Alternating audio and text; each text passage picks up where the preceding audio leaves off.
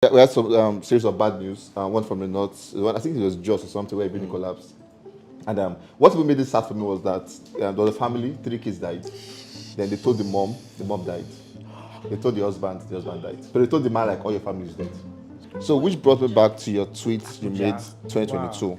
You said most real estate developers in Lagos seem to be very focused on building luxury or family houses, while the demand for smaller apartment houses for young adults seems to be really scarce, even when you see it very expensive with poor quality. So building collapsing and everything, who are we solely blaming? I don't think you saying it's developer fault is complicated because I think one of them is a school. It's not necessarily a developer project or something. I think one of the things I've noticed when it comes to construction is everybody think they can do it. Even when we try to sell our buildings, when we talk to clients like what's there in building a house, everybody has this I can do it mindset around building, and it makes people just go and do whatever. Like they see it as common sense. True. They don't see it as engineering. Most people see it as so it now makes a lot of people go. Like you will see people build houses without consulting any professional to just build it. That's why there are some videos you see some people using bamboo instead of iron.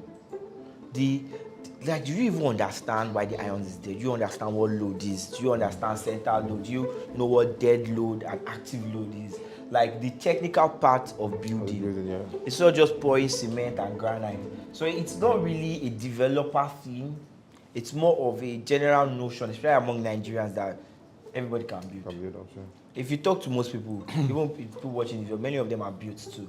So there's just this mindset of I can do it, which it doesn't help. It's better pay the money, hire the engineer, get it done professionally, do the testing, like most of our own buildings, we'll do testing multiple times, say okay, quality tests over and over again to make sure that okay, it's solid. Sometimes you will do tests, it did not pass. Funny enough, it doesn't mean the house will collapse. There are engineering companies that do it. There's integrity test that they do. Oh, okay. There are engineering companies for it, right? That they will test the building. There are machines they will bring, they will test it if it's strong. So it's one thing we always do to make sure that even if it looks strong, you have to test it. You test it. If you test it most times, or many times, you might say, okay, this pillar is not as good as it's supposed to. This other pillar is not, reinforce it. So you go and reinforce.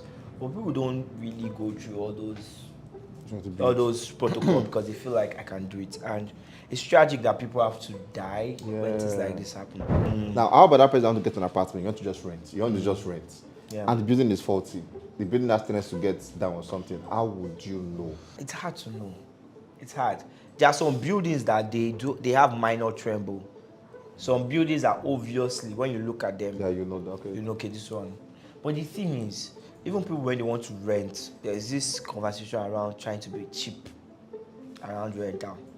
Like when I was an agent, it's one of the issues I have. Even till now, as we sell properties, same thing.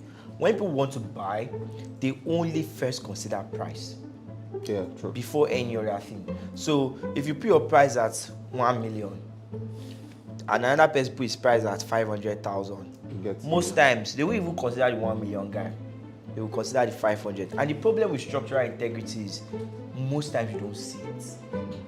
You don't see it. You will see aesthetics. I've seen a lot of buildings where I'm passing and I'm like, what are these people building? Then one day I'll pass and see that they've painted it. It's all looking nice. So it's like putting lipstick on a pig.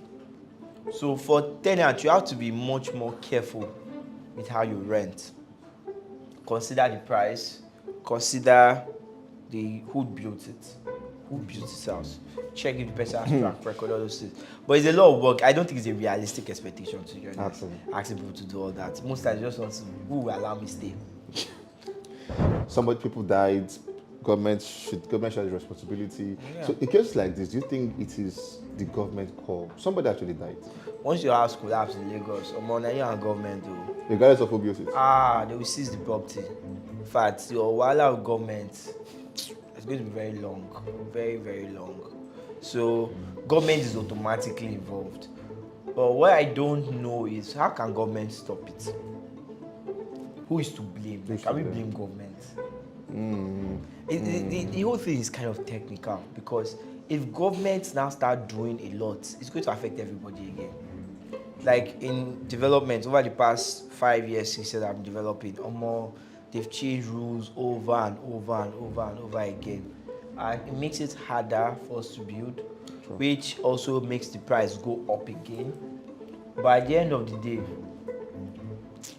does it stop people from building rubbish? We don't know. I don't think it's directly affected.